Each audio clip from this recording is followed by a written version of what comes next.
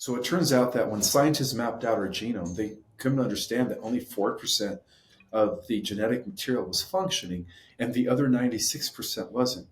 Well, based on other records that I was able to access, it appears that 96% of our genetic material is our celestial DNA. It is crystalline based, it is etheric, subtle type of double diamond. They call it even more advanced than crystalline.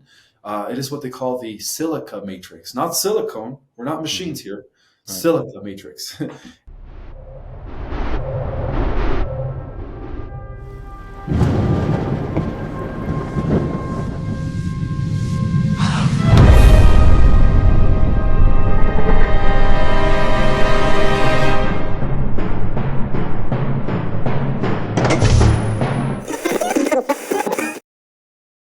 Welcome to Far Out with Faust, everybody. I am Faust Chicho, in case you didn't know, and I am excited and honored and delighted to be joined by Ismael Perez. Now, many of you have been asking me when I'm going to talk to this fine gentleman, and so I am finally here with him, and I'm excited. I have a ton of questions for him. Ismael, give everyone a little background about yourself. Sure. I'm what you consider an awakened starseed, and what that means is that I was born with my memories fully intact as to who I was before I volunteered to come here into a human vessel. And I have memories of my past lives. I have memories of myself and other coordinates in time here on this planet, what they call different, incarnations. I have memories of my galactic self working and operating in higher dimensions. So I was born like this, fully awakened, and it was very difficult at first because I felt like I was clashing with this density, this reality. Um, Nobody seemed to be telepathic anymore. All of a sudden, people were using verbatims to communicate. So that was one of the indicators, which I thought it was a red flag for me back then as a kid, like thinking, why is everybody not telepathic? Huge red flag. Where am I? What realm is this? So to make a long story short, I've always felt connected to the great spirit, the force, the God energy, whatever you want to call it, the divine spark. I've always felt connected to that aspect of being, and so I always felt like everything in reality was a reflection or an extension of me. I didn't see people as separate as me. I didn't see the animals or the plants or the trees or the earth as separate entities in myself. I saw everything as one living network. Very, very similar to the way the Pandorians in the movie The Avatar were in, very similar to their mentality, pretty much how they interface with their ecosystem. So, unfortunately, I was programmed by my religious upbringing to kind of suppress all these knowings, these abilities, because I was communicating with plants and animals. I was communicating with, well, I was reading people's thoughts, thinking that was the norm. When in essence it wasn't, obviously. So I Right. was always considered the weird one, the black sheep of the Oh, family. yeah, I know all about that. And even throughout my grade school, things were just, it was always hard for me to fit in, man. I've always disagreed with everything that they taught us. The curriculum, I became a nonconformist at an early age. I rebelled against the system. And we could say that a lot of this was because of the way they would really force their belief systems on me. Oh, yeah. It just wouldn't make any sense to me. So the whole point is, I've always knew and I've always felt different, and I knew I wasn't the only one. Yeah. So it wasn't until I was about 21 when I discovered Kriya Kundalini Yoga. I started meditating for the first time. Nice. Then, after my religious programming kind of blocked me from all these abilities, all of a sudden they came back when I was 2021 as a result of my meditation practices. Nice. And thank you. And so I fell into the rabbit hole at an early age. I think I was only like 17 when I first discovered about secret societies. Wow. I read this book about how there's the secret societies are the one pulling the strings. This was back in 1990. I would say 1994. That was a long time ago. Nobody Yeah. really. You're my age, I think. You're probably, I don't, maybe like 2-3 year difference. I don't know which way I though. was born in '77. Yeah, you're 2 years older than me. Yeah, Oh, okay. similar Well, generation. so as a kid, I've always been kind of addicted to information. I wanted to know more. So I started researching Plato's Republic. I started researching the philosophy of Pythagoras, Socrates, and even some of the 18th century philosophers like Kierkegaard, like Immanuel Kant, Friedrich Nietzsche, Hmm. Friedrich Schiller, who was pretty much one of my favorites because a lot of his philosophy was based in and around the idea of self empowerment and sovereignty. Yeah. And to me, that's what it was always all about. So when I was a punk rocker, when I was 15, 16, you know, listening to punk rock and Green Day. shaving my head, wearing Dr. Martens up to my knees. Oh yeah. It's not because I was rebelling against, I was an anarchist, but to me, it wasn't about chaos and disorder. It was about equality and freedom and understanding individual rights. So, that made sense to me. Not to mention, the punk rocks individuals were pretty much the only ones that accepted me for being quirky, for being Yeah. awkward, being abstract, where everybody else in high school shunned me. I was a lone wolf. I had to hang out in the custodian's office half the time Yeah. because I didn't want to be seen like the lone wolf. It was embarrassing to Yeah. have no friends for the first 3 years of high school until, of course, I met my friend Curtis, who was the punk rocker. And the punk rockers were all about equality and freedom. They didn't care about how odd you were. Yeah. So, Everybody so needs a group, a tribe, But listen, you oh, may. exactly. So the punk scene was my tribe, definitely. I just want to say this. I know what it is to have to go against the grain, and I know what it is to be the black sheep. And people, a lot of people listening will also have a lot of empathy and will understand. But for people who haven't, experienced this, it takes a tremendous amount of courage and coping in a lot of ways to kind of, be that the one in your family, who is on this journey and who stays true to themselves on this journey, which is a lot of people. I feel like maybe they're called, but they conform. They end up going to law school for no reason other than they don't know what else to do with themselves, and the idea they had doesn't exactly appeal to this notion of financial and societal success. So, I just want to say it's awesome. It's and recognize that I'm sure that part of your journey was more difficult, especially growing up with the talents you had, than people can imagine. So, kudos to you, brother. But I don't think people realize how difficult that journey can be. Yeah.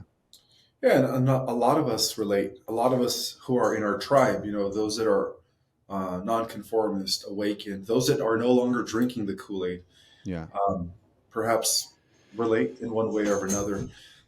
So I started writing my first book at the age of 21.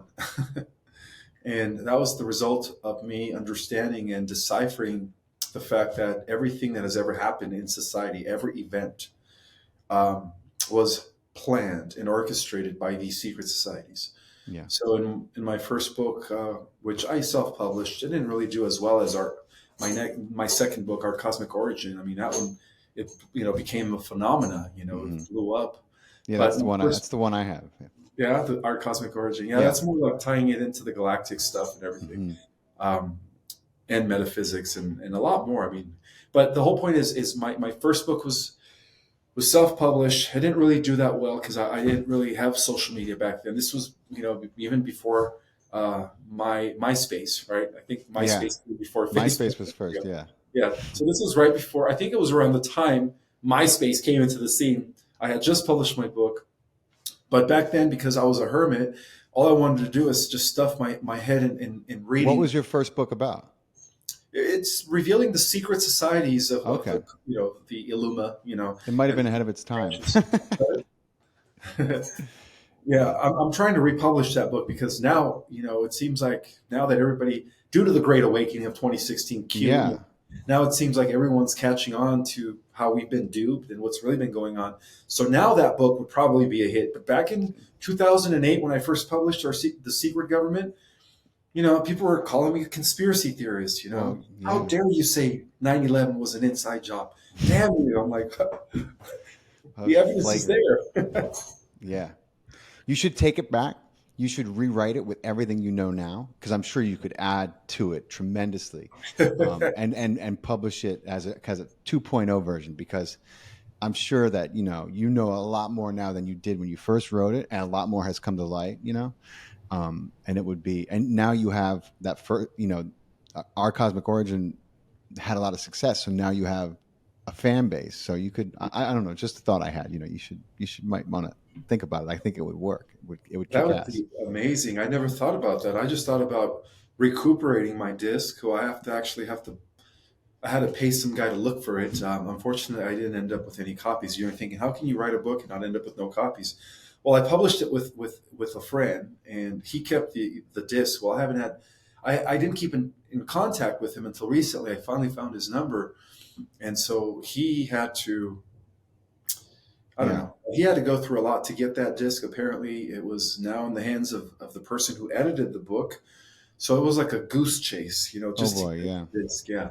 So I'm thinking about publishing it, republishing it. And like you said, I should probably add and modify it based on what I know now. Yeah. You could. But a lot of the knowledge that I have actually accumulated since I published The Secret Government is now cosmic and galactic. Like, don't get me wrong, Yeah. Well, I mean, that would be a fascinating yeah. intermeshing of the two, because you have a greater expansion of awareness now, and so Yeah. you're tying things in to not just what's happening on the planet, but also how it correlates to as above, so below. Because of course, there's we are connected to everything.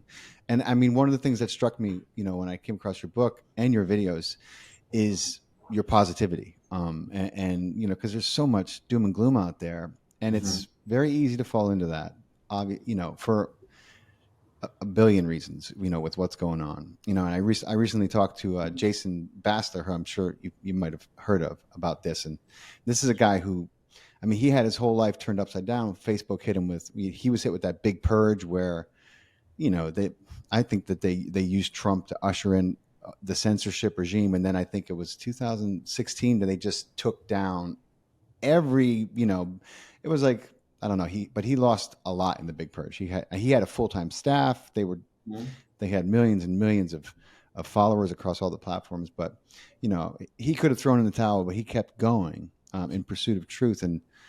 And he kept, he keeps them even though he's always disclosing something that is like, hey, in case you didn't know, he also finds a way to keep it positive. And I see your work is kind of in the same light. You're a realist, but you see a bright future and you see inspiration. And I'm wondering, where do you find it? In a world as dark as this, with Genocide Joe in charge, it's and what's going on over in the Middle East. It's just, where do you find this positivity from? Where do you find your inspiration from? Well, it comes from within. It's having that inner knowing of things, despite of what it appears to be, which is a false lie. We are living in a Mickey Mouse show, the way I see it now.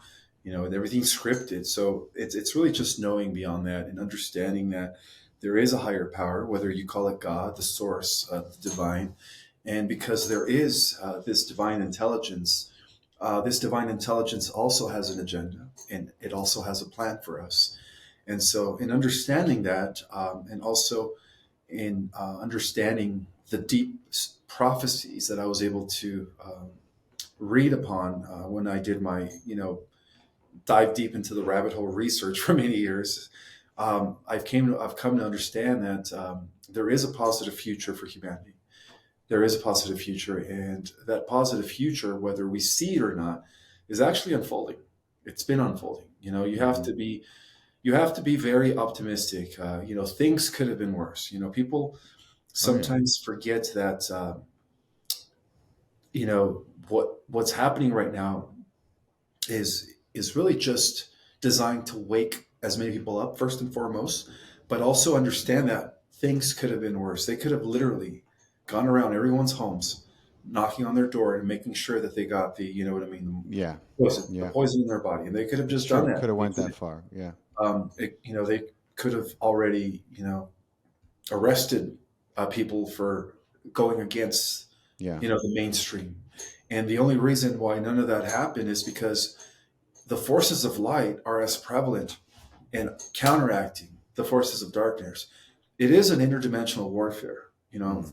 We read about how we're dealing with forces and principalities that are not from this world. So it does encompass other levels of reality.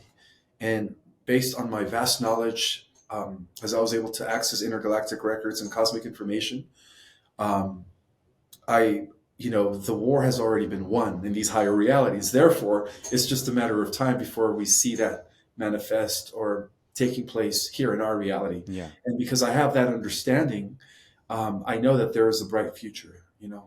Um, Nothing happens for No, what can I say? there are Nothing no happens. accidents. That's for sure. Wow, you just read my mind. Everything is divinely orchestrated. There was a reason why 45 didn't win second election. You know, um, but he is coming back, and it is believed that he's coming back before 2024, and that's the good news. Everything happens for a reason. The fact that he won in 2016, which was a which was a huge setback for the globalist, was Absolutely. the indicator that there are good guys. It's not just the cabal. The cabal does have a long term memory, and that you could actually trace this battle back to Babylon, back to Egypt, Yeah, I know. and Yeah. to be technical, Faust, you could actually trace it back to Atlantis, Lemuria. For those that don't believe that there were prehistorical, pre-diluvial civilizations, which were, by the way, more advanced than what we are today. I mean, that's part of the disclosure. Of course, there's different layers of it. It's Yes. all coming. But the whole point is that this battle has been going on for millions and millions of years. And what I've done in my book, Our Cosmic Origin, is that I was able to describe a detailed explanation of this galactic war between, I guess, what the Bible would call the angels and the fallen angels, which is what I corresponded beautifully in my book as the Lyrans and the reptilians of the Draco star system. So, Hmm. The negative Lyrans. There's probably some good ones. I think. I don't know. I've heard different things, but well, yeah, some Lyrans did fall. They fall into the service to self mentality. They were seduced by the reptilians, yeah. and they kind of defected from the concept of unity consciousness and decided to defect from the light. Um, so that was a small portion of them, but Yeah. they've been dealt with as well. Yeah, you're the second person no, third person, I think, in the last few weeks who I've heard talk about the fact that that apparently we've got our reptilian problem, our Draco problem under control. Which I was like, really? I mean, I hope that's true. It's just, of course, it's not an accident that the third person that I've heard say this in like 2 weeks, and it's come to my attention, and I was like, but each time I hear it, I'm like, wow, there's such an old, ancient race of beings, and I know, listen, I know that Earth may not be the hill they want to die on. This is a sacred site, and there are powers that are far beyond theirs, as advanced as they are, but so I'm not saying I don't believe it. I'm just saying I was surprised to learn it, and I think that's what you're saying as well, that we've already kind of taken care of that, and at least that part, of our underground problem here. Is that what you're saying? Yes, they've been this huge house cleansing has been going on for thousands of years in our planet, but off world. I mean, at one point, this battle between the negative ETs and the positive ETs was going on for billions of years, just alone in our universe. And I've come to discover that this war actually translated from a pre-existing universe Yeah. that was known as the 11th creation. So we're part of the 12th creation. That's where our local universe hangs with our galaxy and our planet. But there were prior creations before our creation, and I think science has recently, been tapping into that knowledge and understanding, which is Yeah. awesome. So yeah, I mean, this whole war is now coming to an end, and this is the last battleground. Earth is the greatest show on Earth right now, the greatest showcase planet Yeah. throughout the multiverse. All eyes are on us, um, and Yeah. that's exciting that we are at the finish line. It's always comforting when I hear that.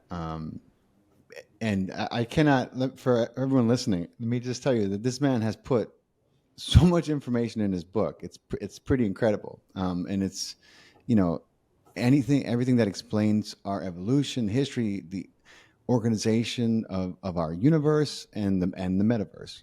And I want to talk about some of the highlights. But before we get into that, I'm curious, my friend, how tell everyone who is interested and looking to make the same kind of connections that you have, and that many who have come before us have, from discoveries of ancient wisdom. Was it a download? Were you able to tap into the Akashic records, as many people call them? This because what you learn when you really get into this and learn to quiet your mind, and meditation, you start to understand how the knowledge is there. It's all there already. Everything that has happened and is going to happen, and there are these records, right? Yeah. And some people call it a download, and other people, people have different names for it. But um, how did it come about for you? How would you describe it? Um, for me, it was more about just rekindling what I always knew as a kid. Being fully awake in starseed. For those who don't know what a starseed is a terminology that was actually uh, first mentioned by Dolores Cannon, who is pretty much the founder of all this, information. To some extent, of course, I add to it, but it is a volunteer soul from the higher dimensions. Some people would equate the higher dimensions with the realms of heaven. The higher we go up in frequency, the more paradise-like the environment is. Right now, we happen to be in the lowest of these dimensions, and the most In case you haven't condensed. noticed. Yes, which is what they call hell on earth, right? But the whole point is, a starseed is a person who volunteered from the higher dimensions, the higher realms, um, to come down into this third dimension to kind of help the planet ascend. And so I've always kind of known that, and when I first discovered her work, I think I was about 22 years old. But also at the same time, I had an experience where I was telepathically communicating with my galactic self, which oversees one of the motherships. We call it the Athena mothership. Well, that's what I call it, or they call it. But I was getting transmissions. I was getting transmissions about the Galactic Wars, memories of me in Lyra. So in Lyra, I do remember being part of the Council of 12, and right before we were attacked by the reptilians of Orion.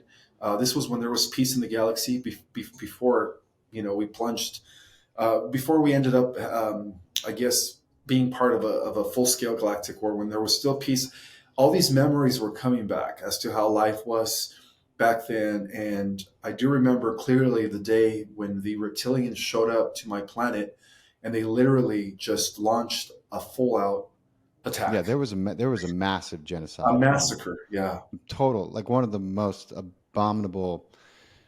I mean, I've heard it told many times, but it's just apparently it left a big ugly scar, on this cosmos, and every sentient being that comes into this knowledge is made aware of what the reptilians, I guess it was the Draco. I should be specific. What they did to Lyra, to which was a very, for the most part, a young species at the time. They had a lot of agriculture. They had a lot of, but they were very peaceful people. They were in ways more advanced than we are now. Yet the Draco came and they saw what they had, and I think they tried to negotiate a deal, and the Lyrans were a little confused about what it is they wanted, and Mhm. they took that as an offense, and they literally blew the planet up. I think, but They did. they Yeah. did, right? It's just Yeah. Unfortunately. atrocious. Yeah. Um, So, I mean, it's crazy. It's just crazy how one race of beings can go around and cause problems on so many planets. mhm. It's amazing to me how that happens. Yeah, well, they did this to hundreds of thousands of systems, Hmm. but I mean, even before they reached the constellation of Lyra or the system of Lyra, they were already doing this prior to that. For a few hundred thousand years, they had. expanded their empire from the lower belt of Orion, which is where their star system is, the Regel. They expanded their empire over to the Capella system, the Betelgeuse system.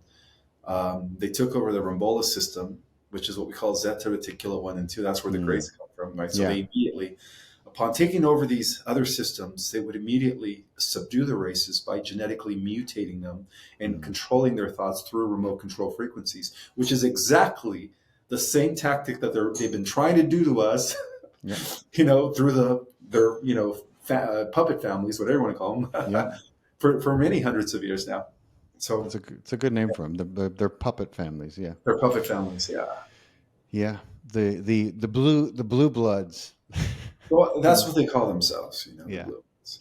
But Um, they should be called the red bloods. I don't know why, but when I think of the color red, it's associated with the Sith Lord, with the dark side of the Force, the yeah. Luciferian principle.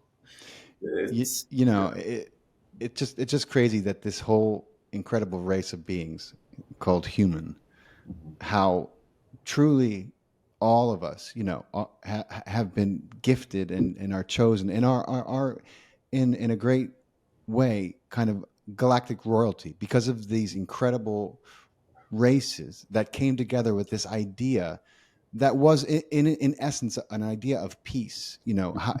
Because how do you create peace? Well, if the Lyrans are part of the Andromedans and are part of the Arcturians and the Palladians, all of a sudden now we have a child together. It's like, you know what I mean? It's like, so you have more reason to get along than ever. Mhm. And I feel like this experiment, that's what we are. We're this incredible mix of DNA from the best parts of the galaxies around here. And instead, you've had a few people become convinced, through nefarious whisperings in their ear that they are the ones, and they've been shown how to create this, stronghold on the rest of us, and convinced everyone that they are this, this royal line, as if their genetics are in any way different than most people's. It just boggles my mind how the world has been hoodwinked by these Mhm. people, and no one has realized we're making it all up and we could change it anytime we want. You know what I mean? It's nuts. Exactly. Well, I've always believed that they suffered from a high concentration of reptilian genetics, and that's what makes them do what they do. A lot of the reason we are the way we are, how we think, what motivates us, our actions, our motives, they all stem from the genetic programming. It's all Mm, within our genetics. However, we do have the power to override that, as proven through Dr. Joe Dispenza. We have absolutely. the power to reset and what they call it, gene signaling, right? Epigenetics, yeah. Epigenetics, yeah. Through epigenetics, we have the power to rewrite our own genetic material, which is very true. Absolutely. And the difference between these so-called, I don't even want to call them elite families. Let's just No. say families that suffer from a high concentration of draconian, genetics. The reason that they're so on their chair and they think that, everyone else is cattle, right? They treat us like Yeah. cattle, is because of the creation myth that was imprinted upon them by the Draconians themselves during the days of Atlantis. During the days of Atlantis, there was a Mm, huge hybridization program, by the way, that wow. gave birth to these, so-called elite families. But what I've discovered, Faust, is that they've done this in many different worlds and on Yeah. many different systems. Before they hijacked our planet during the days of Atlantis, they hijacked our solar system through the Mars colony. And Mm, there is evidence, Foss, that humans did live on Mars millions of years ago. yeah. We have dried up riverbeds, evidence of bacteria still living, on Mars, evidence that there used to be an atmosphere on Mars, and more importantly, pyramidal structures, Absolutely. and even a man face on Mars. I've seen it, and there, there are some things that are I'm like, how can you possibly point to that and say it has naturally occurred? It is clearly a structure. Look at all the 90-degree angles. I mean, like, it's just it's amazing how people see what they're told they see. and not what would be common sense otherwise. We see it. I see it so often. But absolutely, dude. I mean, I think it's for me. It's hard to look at Mars and not see all that. Granted, I've learned what to look for and what I'm looking at, um, as opposed to what we're taught, which is yeah, a bunch of BS, about the moon and Mars and even Venus. I truly think that our solar system, Earth was the last stop. I think that Mars and Venus came first in a lot of ways. They did. Yeah. Yeah, and I don't know if you want to talk a little bit about that. That's a fascinating Well, if subject. you consider the fact that the Venusians have been evolving for 2 billion years, well, if their civilization began 2 billion years ago, obviously they were the first civilization here in our solar system. I think now they were able to evolve all the way to the ninth dimension.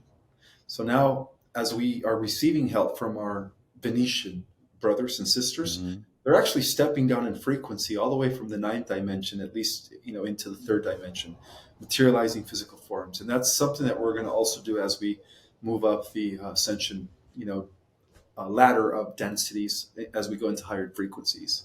So the Venusians have always been here for us. In fact, they are the most involved race out of all the different positive races out there. They are the most involved race in the liberation and rescue mission of the Earth. A Wow. lot of people like to credit the Pleiadians for that, or the Arcturians, Yeah. but nobody really talks about No. Balfour.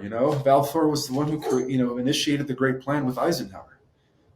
Eisenhower didn't sell us out to the Greys. That was actually Truman. Oh, it was Unfortunately, Truman. yeah, it Oh, was Truman. Yeah, and unfortunately, by the time Eisenhower got into office, the deal was made. the deal was already made. Yeah, Shit. through the MJ-12 and military-industrial complex, our country was already controlled by the Zeta Gray Reptilian Alliance. Right. Right. Unfortunately, That's I always for some reason I always thought it was that Eisenhower was approached, with this, and I think it was the Venusians who came and said, we can show you how to create an environment where everyone has the energy that they need. We can give you this, but we're asking it, and all we would ask is for you to take the lead in dismantling the nuclear weapons. And of course, whether it was Truman or Eisenhower, they would have Eisenhower might have at least been able to consider it, but Truman was owned. He was put in charge by a very specific group of people we've been talking about. He would have never been able to say, "Sure, let's do that," because he would have known it would have been the collapse of all the industry strongholds, the monopolies. And then the way I heard it told was then the next group that came was the Greys, sent by the reptilians, saying, "Listen, we'll trade you some technology, but all we want is to be able to take X amount of people per year. Is that cool?" And they were like, "Yeah, you could take our people. Shit, it's the United States government." They were like, "Yeah, sure." But then I heard that they, of course, betrayed their end of the deal. They were taking they did. way more people than they said they would, and of course, you had other ET races with not good intentions saying, "Oh, did you hear what's up? Like we can go down. They're never going to know." And so they were taking people, and it just became a shit show. And I'm like, I'm thinking about like, it's no wonder these assholes are trying to use their technology to blow everything out of the sky that comes, that materializes in our atmosphere. They probably at this point they don't know who to trust. That it's. I mean, I'm not making excuses for the hostility coming from our governments on this planet, but if that's what happened, I'm sure it became a free for all. You know how they do it. Yeah, that's absolutely true. That was known as the Greada Treaty, the Greada Treaty, which Hmm. was signed by Truman and the Greys, not Eisenhower, by the way. Wow. Um, and unfortunately, that treaty was broken by the Greys many of times. In fact, they were still abducting women up until 2019, believe it or not. Damn. Yeah. I, I went on a book tour in the last couple months, and I had an opportunity to actually meet a couple of females who have been used as surrogates in these programs, where they Wow. literally They were literally used to give birth to human slash gray hybrids, which have actually been taken off world to a planet called Serpo. And so what they're doing is they're waiting for the ascension to take place, because these hybrids, because of their alien genetics, if they can't live in our atmosphere until the Earth is in a higher frequency, which is Oh in the wow. fourth density or fifth density. So it is believed that they are going to return, um, once the Earth is in its new, frequency vibrational field of reality. So are these women that you met, do they have any? I mean, I'm sure they have. If a woman gives birth, then it usually is a physiological change in the body. I'm sure they have that. But is there any other signs they have, or physical? I mean, I guess it would just be like it would be impossible to know because it's a birth. It's just a birth, you know. Um, but man, that's I have heard that, Mhm. and I just heard that for the most part, the grays that are coming around, you got to be very careful with you know with the grays because there's so many variations of them. Some of them are literally like puppets of the Draco, of the reptilians. Others are working with or for other. It's I just heard there's a lot of you got to be very careful. I guess that's what I heard because you don't know which kind of gray you're getting. Yeah, exactly. And one of the best things that I always tell people to watch out for is, uh, pay attention to your feeling. Like when you are having an encounter, and I understand that some of these encounters take place when you're in bed and your body becomes paralyzed, and all you can do is see, but you can't move or anything. And that's something that they do. It's a technology that they use to paralyze your body. Mm. When they paralyze your body, chances are that that's a negative gray. That's either a small robotic gray, which is known as a programmed life form, which is, by the way, what these negative aliens use to do their bidding when they can't come into a world where the ecosystem doesn't sustain their particular body. They send these robotic program life forms to do their bidding. And one of the things that they do is they do paralyze people. You know, Yeah. and so they either want to abduct you to genetically explore to Yeah. experiment with your genetics, or they want to extract eggs from you if it's a woman. Mm. Or so we have to be very careful. We Wow. have to. I always tell people before you go to sleep, always like protect yourself, call upon your angels, your guides, whatever you have Yeah. to do. Put a shield around you, and do that every single night before you go to sleep. Because if you do work with your angels and your spirit team, they're there to serve you. All you have to do is Hmm. give the invocation, give the order, and I guarantee you, your angels are going to always protect you from any negative encounters. You know, Yes. They there is just a need an saying. invitation. So the You just need an invitation. invitation, yeah. You know, there is this. I'm not religious or anything, but there's this biblical quote that says, even the angels were meant to serve you. Hmm. They are. I don't know what you want to call them, but these servants of the one infinite Creator Yeah. are all around us. Every single one of us is born with a team of helpers, and all we have to do is build a relationship with them through meditation, prayer, Hmm. or any other spiritual practice. Again, this is not religion. This is just spiritual universal understanding of things, um, including everyone, Hmm. um, and put them to work. Give the orders, and they will work for you. Yeah. Sometimes we forget that we have that ability, that we have that power to command. You know, Yes. To command. our guides to do things for us, yeah, and protect us. We have this, and I think I blame religion. We have this crazy notion, that we have to plead and beg, and that and it comes from the indoctrination of you're not worthy, original sin, and all this crazy stuff that they teach us. And what damage it does to a psyche, to a self esteem, to a sentient being, to be taught that they're not worthy, to Mhm. that and it talks them out of their God-given rights, which is exactly what we're talking about. You're not being, you're here to command. It's not you're not doing it in like as a tyrant would do it. That is your way of asking, and that is your way of inviting. And it is within your power to do so. It's not. it's not offensive to these beings that they are here for that, and the God in us, works with the God in them. We are all part of the same source. And so I'm just encouraging people, stop praying like an old Catholic lady and begging and pleading and crying and hoping, and start commanding with your God-given soul and God-given right and your love of this. And things will happen a lot faster than if you beg, borrow, and plead like an old lady I in couldn't church. agree.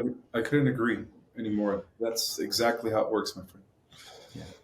Yeah. So in your book, you prophesy a superhuman race that will come as a consequence of spontaneous evolution. And it's going to utilize, this, what scientists have ridiculously labeled junk DNA. And, of course, some of us know what that DNA is waiting to unfurl and where it comes from, all these incredible races of beings. But so I would love for you to explain what you think is happening, and what those, like in this kind of like what those of us with neurological differences like that we're seeing, like autism and ADHD, like how does that come into play, with this transformation that's going to happen? Well, I hope people don't get offended, but a lot of the volunteers that are down here at this time, trying to work with these, dense avatars, are wired differently, and so a lot of us have ADHD. I'm going to be the first to admit, my friend, I do have ADHD. Hmm. And I probably rate on the spectrum of autism. I'm not sure, but I've been told that I was high functioning. But it doesn't matter because those are the ones that are like um, going to be the first ones to activate. Because they're already using more dormant DNA. So it turns out that when scientists mapped out our genome, they couldn't understand that only 4% of the genetic material was functioning and the other 96% wasn't.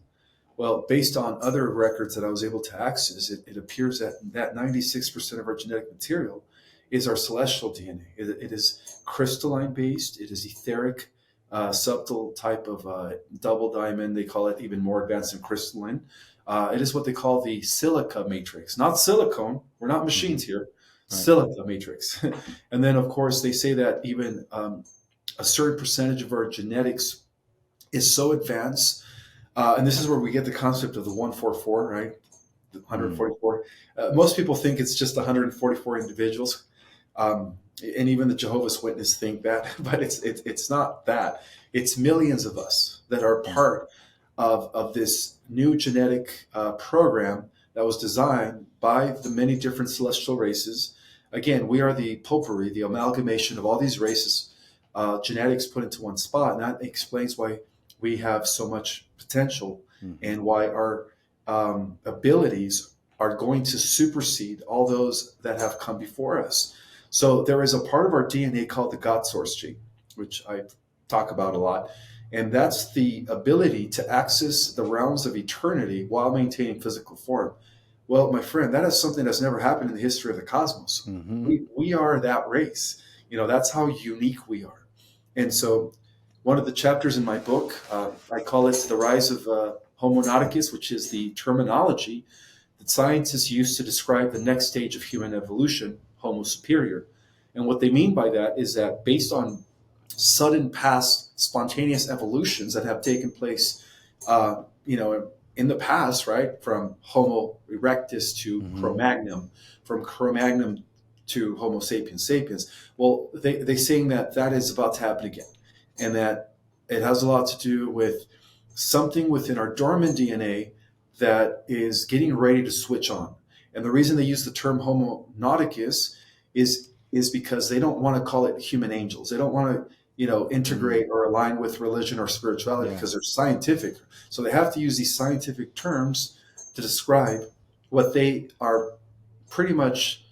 Um, I want to use the word foreseeing, rather, the coming of this new breed of people that are already living among us. Well, I was able to tie it into the idea that these people are here, and they are the star seeds, the star adults now. Because a lot of us are in our 40s, 50s, 60s, and 70s and Hmm. 80s, right? Some of the first Volunteers came in the 40s and 50s, which puts them in that range. But the whole point is what they're expecting, what they're talking about as this next stage of human evolution are no other than the star celestials, star people in human form that are now in the millions.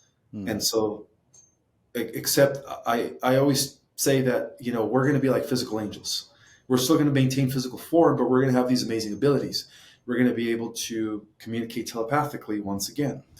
We're going to be able to affect reality with our mind. It's called telekinesis. Some of us are going to be able to teleport. Some of us are going to be able to fly and defy gravity because we're going to be connected with the unified, right? The unified field. And then some of us are going to have the ability to control weather, harness electricity through our hands. Like People are Susie. doing it now. Some people are doing it now. Maybe not on a TV show for your entertainment, but I mean, where do you think the word levitation comes from? You've heard about monks levitating. Yeah, Maybe exactly. they're not consciously doing it, but it's happening to their bodies, And I know people who have experienced this in meditation on more than one occasion, and in not only in meditation, but in their walking life, in certain states of complete and utter, bliss. So, and I know people who after meditation they're not allowed to turn the lights on because they literally zap they blow a fuse. They're not allowed near their laptop because they become so electric Yeah. after they go into these long meditations. When we go on retreats, they're not allowed to touch the lights. I swear to God, I'm not making this up. So No, I these believe you. these abilities Yeah. are they're in us, and they're already manifesting. So what I just want to tell everyone who's listening that you know this is not far fetched. This is already arriving. It's like a snow shower here, a snow shower there, but pretty soon it's going to be much more prevalent. Yeah, exactly. And due to the CMEs that are coming in, I don't know if you are keeping track of these powerful coronal mass ejections. It is believed that these coronal mass ejections are actually communicating with our bodies at a cellular level, causing new codons to come on, new strands to unfold. It's literally giving us a new mathematical sequence where, all of a sudden, overnight, a lot of us are going to wake up and we're going to have these X-Men abilities. And that day was prophesied about. It's not just being predicted by a certain group of scientists who are seeing this unfolding based on past jumps, spontaneous evolutions, Hmm. but they're also predicting this based on ancient prophecies and oracles that talked about how at the end of a cycle, at the end of what they call the Great Cycle, which isn't any day now, right? Everybody thought it was 2012, but we're even operating under a different timekeeping system that was Yeah, imposed by the cabal, right? They call it the Gregorian calendar, right. but based It's on missing a the few real, things. but based on the real calendar, when they were referring to at the end of the cycle in these ancient oracles before they were edited and modified by religion, they said that a new breed of angels and angelics, females too, would emerge among the already existing race. And in some cases, some people translated them as the return of the gods and goddesses at the end of the cycle, that there would be a new set of gods and goddesses that will not come from the sky this time, but that would emerge from the Mm. already existing human race, which is the genetic mutation that a lot of us are undergoing, a lot of volunteers that are down here. So, it kind of corresponds beautifully with what scientists have been saying for the last 40 years. Yeah, that's incredible. You talk about this idea of involution in your book, of ascending and descending, and Hmm. as it relates to light beings and dimensionality. So, for some of my listeners are going to know exactly what I just said, and many of them are going to be wondering what those things are. So, I was wondering if you could walk us through, what you mean when, because it can be different for some people. What you mean when you use this terminology, and how it fits into the infinite metaverse as you describe it.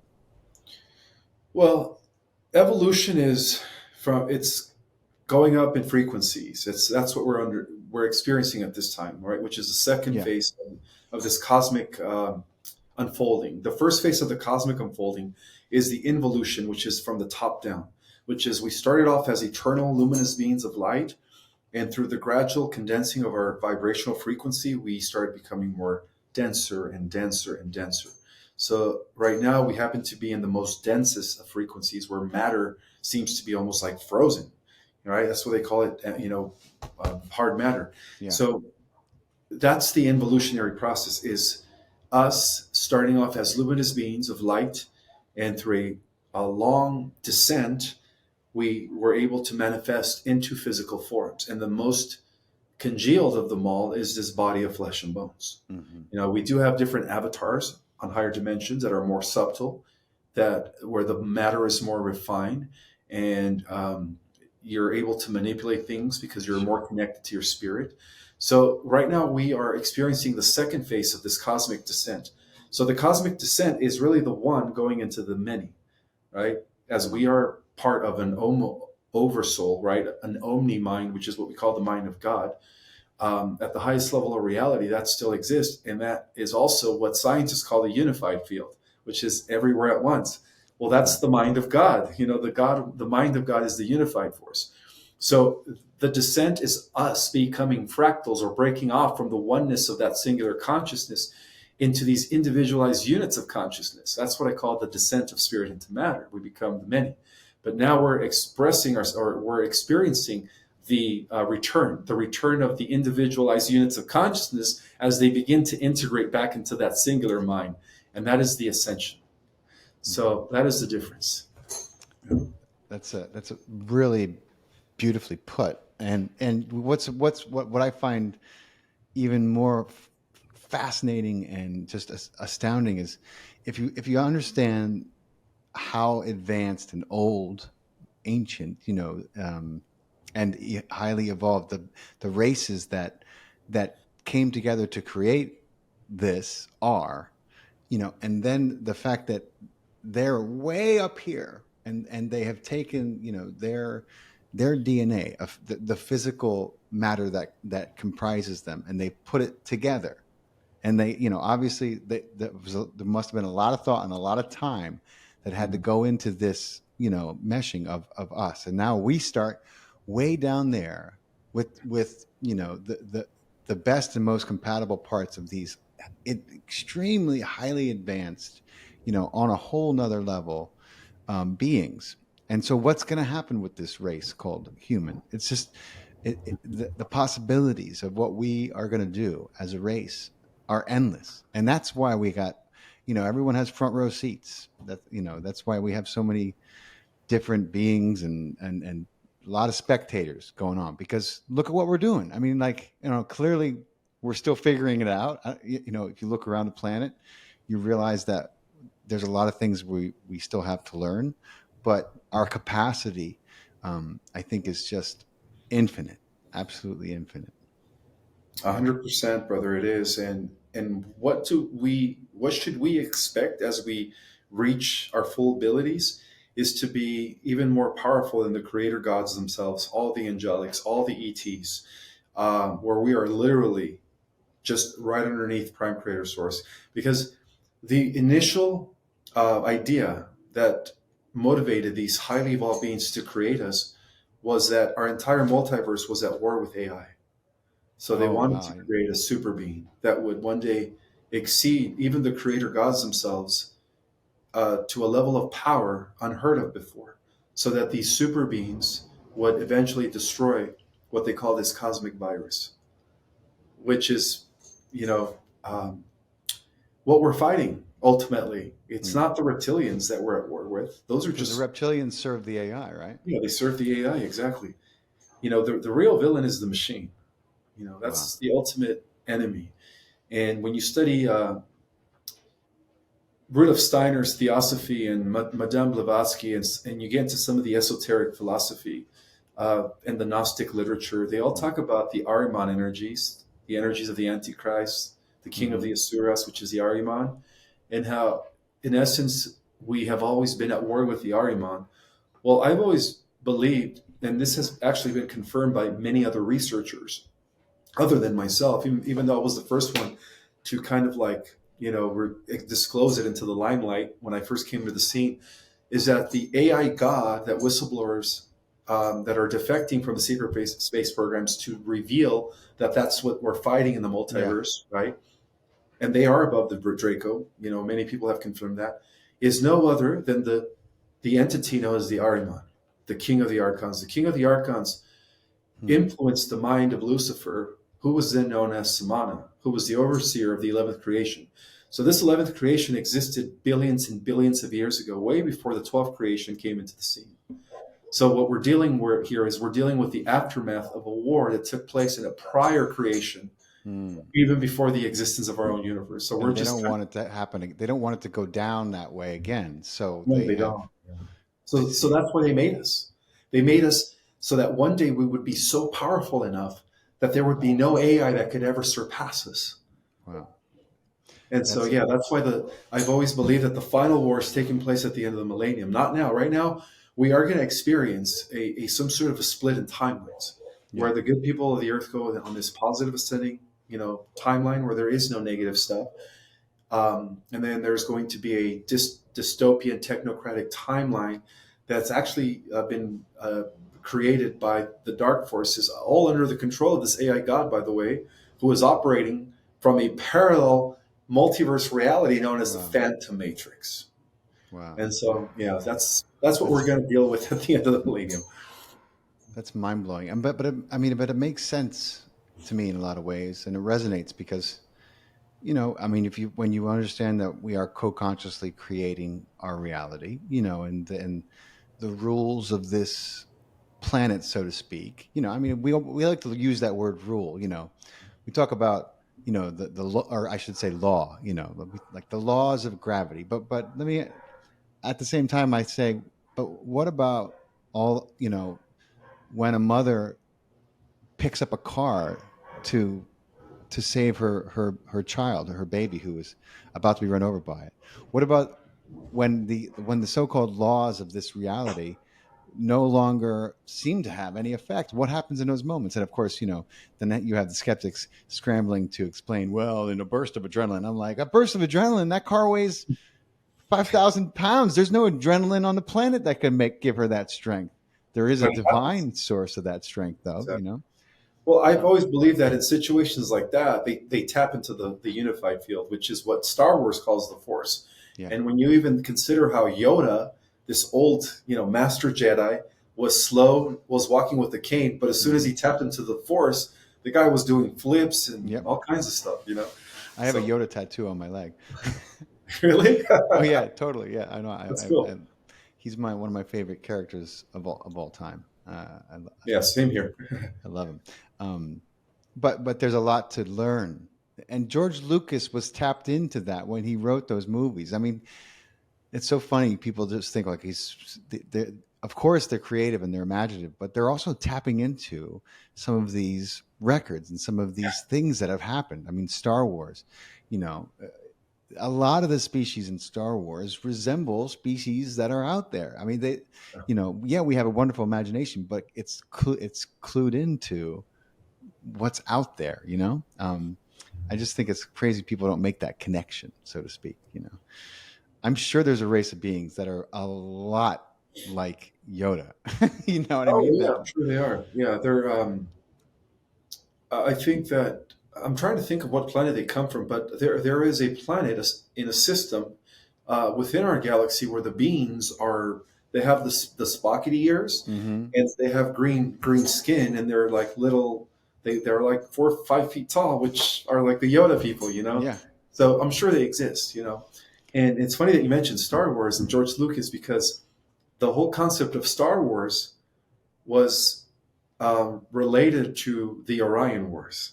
The Orion Yes. Wars is a depiction of what Star Wars is because in Star Wars, you have the expanding Rakata Empire. Right? This is George Lucas' interpretation. Right. You have the Rebel Resistance. Well, in Orion, you had the expanding Draconian Empire, and then you had the Black League of Orion, which was the Human Rebel Resistance. I mean, this is real galactic history. Right. And again, it's all in my book for those that haven't read it, but it's Yeah. phenomenal. It's phenomenal the way these guys are able to draw from history that's no longer available to us, right? As Hmm. our Earth has been quarantined from the rest of the galactic societies, and retrieve it, but explain it in their own way. Yeah. But the concept is the same. Yeah. Tell everyone about the quarantine and why it came about, when it started, and what's going on with it. Because that's another point of interest that I think a lot of people don't realize, or have heard a little bit about, but not quite enough. Well, it started when the forces of light, about 100,000 years ago, 200,000 years ago, they were trying to narrow the battle down in order to preserve most of the galaxy because a lot of planets and star systems were being blown up. Like literally, I mean, they had technologies like the Death Stars, Yeah. the Death Star, where they would literally beam a planet, implode its power generators, and kaboom within seconds. So, in order to preserve most of the Milky Way, what they did is they narrowed the battle down during the days of Atlantis to only this solar system. So, about 50,000 years ago, the Galactic Federation of Worlds, which is again the alliance of many advanced interstellar and interplanetary societies who banded together to resist the Empire, as ordained by the Syrian High Council, who's like the Asgardians of the movie Thor, by the way. There's a lot of Right. truth to that. So they narrowed the battle down to just this planet, and they kind of um, isolated this planet to kind of like pin them down here. But what ended up happening was Marduk, the son of Enki, which is also what the ancient Babylonians called Baal, right? Hmm. Belial, which is the entity that has been ruling the Cabal for thousands of years, was trying to usurp the control of the Galactic Federation by first taking control of the stargates here on our planet, because it was only through our stargates that he was able to access other systems within the Pleiades, and then eventually access the entire galaxy because they were quarantined. But what happened was through the Enlil faction, which is what they call the bad guy, but really it was all inverted. He was Zeus. He was the good guy. Through the children of Zeus, let's just call him Zeus because I'm Hmm. sure people are familiar with Greek mythology. Yeah. Um, Through the children of Zeus, they were able to detonate all of those launching pads and stargates during those days, and that explains Sodom and Gomorrah and all the other ancient explosives that took place. Beyond the atom bomb. I mean, it's all there in the records of uh, the Mahabharata when it talks about the ancient aerial wars between the gods, the sky gods. Well, it was the wars to control the stargates during ancient times. Is So that when the planet in our solar system got blown up that made the asteroid belt? No, that was 4 million years ago. That's when our planet was Tiamat. So our planet is actually a remnant portion of that exploded planet again. Oh, So even okay. planets, reincarnate. Wow. Yeah. So now I the didn't. Earth is a lot smaller. So, and what ended up happening was the forces of light, the forces of light were able to just narrow down the battle, and through the lineages of Zeus, who was the guardian of the Earth during those days, they were able to stop Poseidon, who was Enki. So, for those that didn't know the correlation between Enlil and Enki, Enlil was Zeus, Enki was Poseidon. Just different. Everybody knew him under different names. So Poseidon was trying to take over the world as he infiltrated Atlantis, right, through his 10 children. And this is where we get the concept of Lord of the Rings, right, the 10 ruling kings. Mm. And the that evil eye that they call Sauron Sauron. Yeah. is no other than the AI god. His name is Sauron, by the way. Oh, wow. Yeah, it's all disclosure, right? In every movie. So what ended up happening was through Enki's children, in particular Marduk, they were able to assert the control of the earth, right? And that's when the dark forces took over the affairs of the earth. That's when Atlantis collapsed and they plunged us from a heightened state of consciousness into a lower state of consciousness, just a little bit above the primates in order to control us and enslave us, right? And so that's when they genetically manipulated us. As Enki was the master geneticist, he downgraded us from 12 strands to only 2 strands. But the whole point is the forces of light were That's why able. our lives are shorter, right? That's why Oh, yeah, we're more absolutely. prone to all these different kinds of illnesses and shit. It all came from this kind of monkey wrench that was thrown in, and that's what people think of was that the Anunnaki? Would that be the considered the Anunnaki who did The that? Luciferian Anunnaki, yeah. The Luciferian Anunnaki were the ones that always wanted to make us slaves to them because they didn't want to mine the gold, so they wanted to create a slave race. So they took Atlantean DNA from our ancestors, by the way, The original Atlanteans were the 12-strand DNA Venusian race, Hmm. and they took monkey genetics from Homo erectus, and then that's how they were able to downgrade our consciousness and our genetics by throwing us into an avatar that was less that was yeah Yeah. far more primitive and less intelligent. But to Bastards. answer your question, that's when the Earth became quarantined, was when Marduk usurped control of the Earth. Well, he really took control of Nibiru. He actually overthrew his grandfather Anu. And Anu comes from the royal lineage of the king of Lyra, by the way. That's where the royal blood comes from. The original, not the Anunnaki, or not the draconian Luciferian cabal. They say that they're the royals, which are what we call today the Khazarians and the Zionists, Right. right? Rothschild-run state of Israel. Right. But this is when they usurp control of our planet by first taking control of Nibiru. What Marduk did is he Well, tell brewed. everyone what Nibiru is, because a lot of people won't know. All right, so planet Nibiru, according to all records, even if you study Sekara Sitchin's translation, the Earth Chronicle series, is where the Anunnaki come from. So their original name was the Nibirians, and so that's the planet of the crossing. It's got a 3,600-year elliptical orbit where it's in our solar system every 3,600 years, and there's the reason for that, because when it's away from our solar system, it's patrolling other star systems.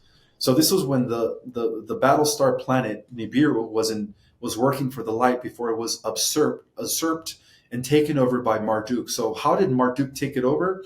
Is he brewed an army of clones on the deserted planet Mars in 2420 BC. Right, this is around the time that they took over the affairs of our world. Right after the forces of light nuked, Wow. the different launching pads, the different stargates, in order to keep Marduk and the Luciferian Anunnaki here intact. So for one final battle, they didn't want that to go back to the galaxy. They for millions of years, it took them a while to narrow down the galactic war to just our solar system. Yeah. So when Marduk groomed this army of clones, he used this army to overthrow literally Anu, and at that point Enlil, Zeus, had left the scene because they needed him to go fight the war against the AI god. So you had Enlil Zeus, who was the progenitor of the original Anuhasi race, which were the original Nibirians before they were hijacked by Enki. And then he went, and I guess Krishna and all the other gods, what we call the warriors of old, the deities of old, Yeah. which were no other than the guardian races, by the way. Right. They all left the scene to go fight the war against the AI god that was trying to infiltrate our universe beyond our galaxy.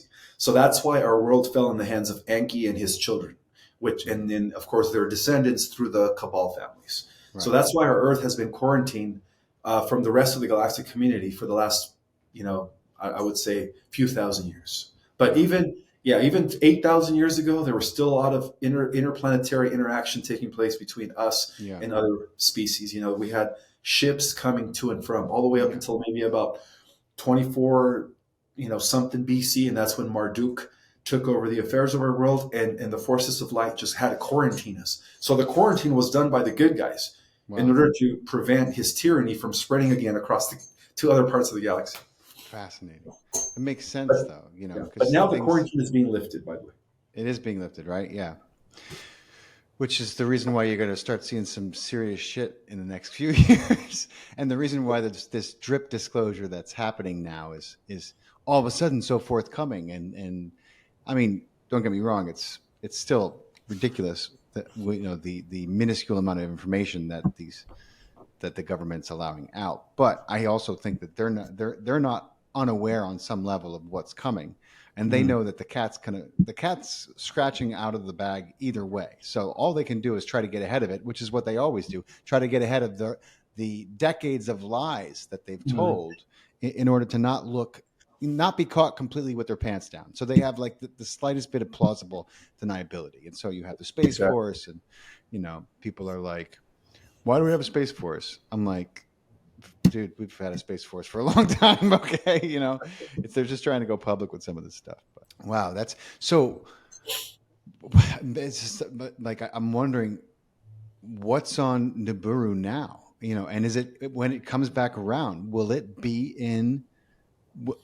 will Earth's, I don't want to say astronomers, because with the telescopes that some of the most advanced ones have, they can see almost. They could see a lot, but will people on Earth be made aware of it when it comes around? And when does it do? Do you know?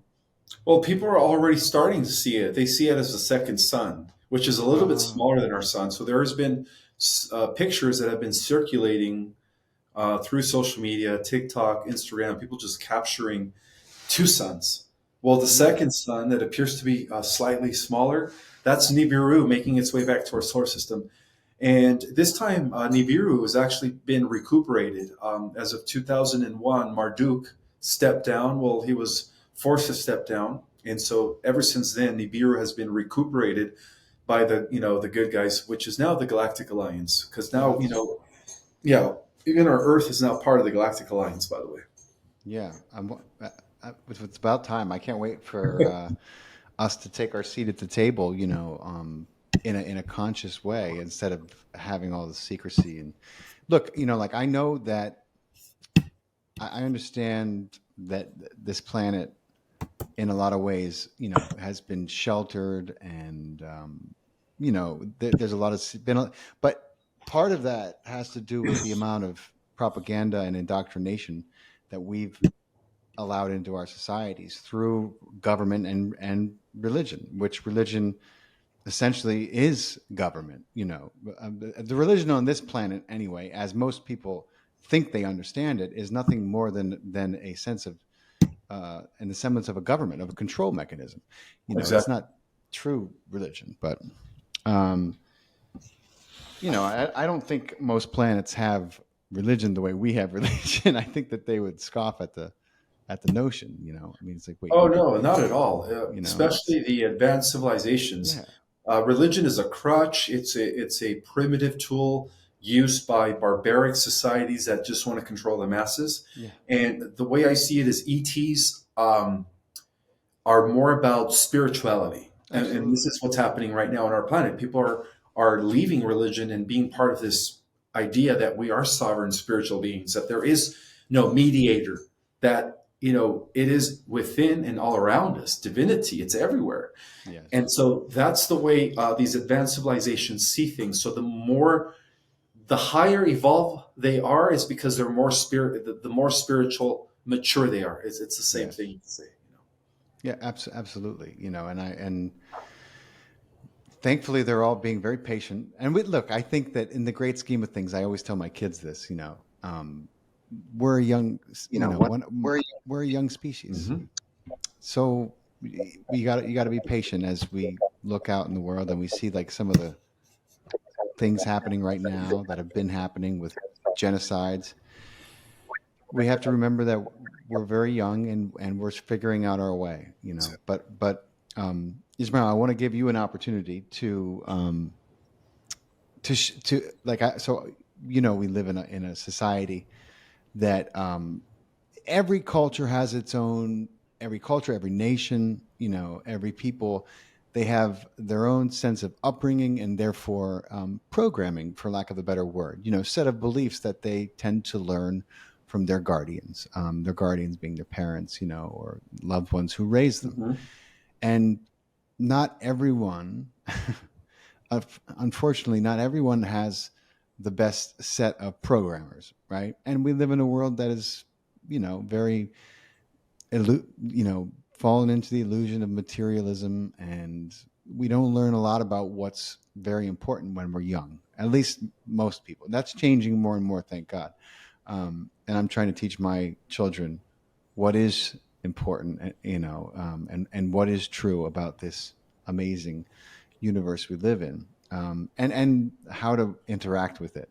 But I want to give you an opportunity before we say goodbye, and I'm sure we're going to talk again because there's just too much to talk about. But I know we just hit them with a lot of information, so I want to give. I don't want to go too much longer because I know people will start to, smoke will start coming out of their ears. But I'm wondering if you would share, some wisdom from your heart, for, something that people can program into theirs that might, allow them to see and experience this incredible life that we're all blessed with, in a way that allows for more joy and love. Well, one of the things that I always like to tell people is that There is no external savior. No one's coming to save us. That we are it. That the best thing to do is to establish some sort of spiritual practice, whether it's meditation, whether it's dance. Some people, reach that level of consciousness just through dance, whether it is through Tai Chi, prayer, whatever it is that connects you to the divine. Start doing it now because there is a powerful being waiting to be, first of all, discovered inside each and every single one of you, and second of all, unleashed. You know, we are it. We are the ones that all the prophecies have been talking about, all the volunteers that are down here. And I believe that there's millions of us down here now. So that is the literal definition of what many call the second coming. It's not an external event. No one's coming from the sky. There is no alien that's going to save us. There is no entity that's going to save us. We have to do the work. We have to save ourselves. And so it's best to always be mindful, because when we are in the presence, which is known as the eternal now, we are co-creating reality. And according to the latest evidence in quantum research, it is believed that you are affecting your future and your past every second, how can I explain it? Every single second, you are affecting your past and your future. It's called the quantum eraser.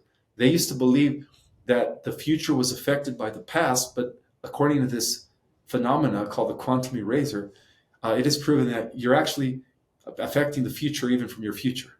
So every second of the day, you are affecting yourself in the past and the future. So if you want to manifest your dream life, if you want to, fulfill your passions, the best thing to do is to first understand that you are it, that God is a magnificent, luminous being that is waiting, that is inside you, waiting to be activated and unleashed, and that you are, one with everything else. There is no separation. And one of the greatest illusions that they teach us is that things are separated. But when you come to understand how everything's kind of connected on a very fundamental energetic level, everything is one. We are part of a bigger organism called a planet. Our planet with other planets make up a bigger organism called the solar system. Our solar systems with other solar systems in turn make up a bigger organism known as our galaxy, and so on and so forth. So everything is conscious, everything's alive. The moment you begin to understand that you are not local, but that your mind is part of that infinite field of energy called unified, you begin to start doing what many would call the impossible. I'm so glad I asked you that question.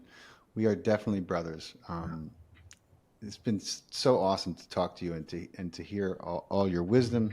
And what a treat! What a treat, brother. We'll have to do it again. And I'm sure we're going to bump into each other one of these days. I was supposed to be I was going to try to make it to Vegas a few weeks ago. And I didn't get a chance, but I know you were speaking there. I was hoping to see you, but I ended up just reaching out to you and been like, let's talk. I was hoping to say hello in person, but I'm sure we're going to end up at a conference together.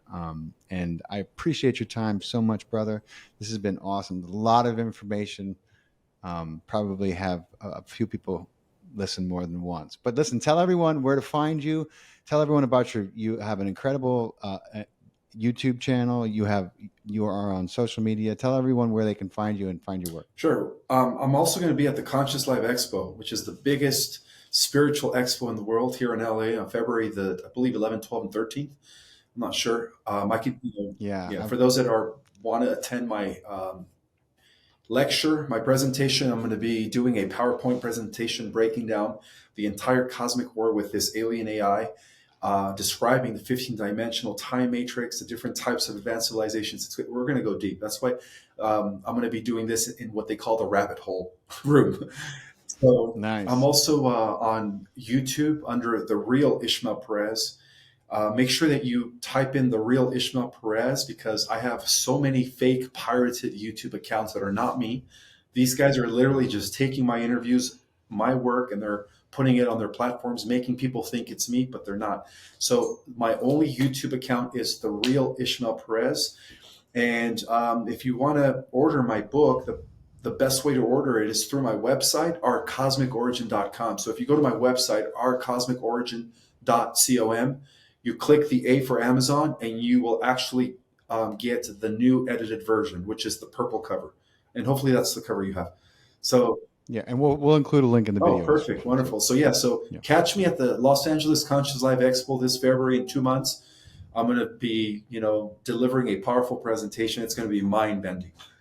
And then, of course, Awesome. And he's on Instagram as well. I think the same the name, real right? Ismael Perez. Yes. Yeah. Awesome. I was just talking to Dr. JJ and Desiree Hertek, and they were like, "Are you coming to the?" I was like, "I wish I could. I can't. I can't make it to the February one. I'm going to try to go to Sedona in March. And there's a few people I know going Oh, okay. to. It's a lot of channelers. I know the Hertax, by the way. I've already met them incredible twice. people. I Great figured people. you met them. Yeah. Great people is right. Brother, it's been real. I'll let you know when this is going to come out. Good. We'll cut some clips for our social media, and we'll collaborate, and we'll post them together and get some responses. All right. Sounds But, good. all right, brother. Thank you You so too. much. I'll be in touch. You Take care. Have a good one. Thank you so much. All right, brother.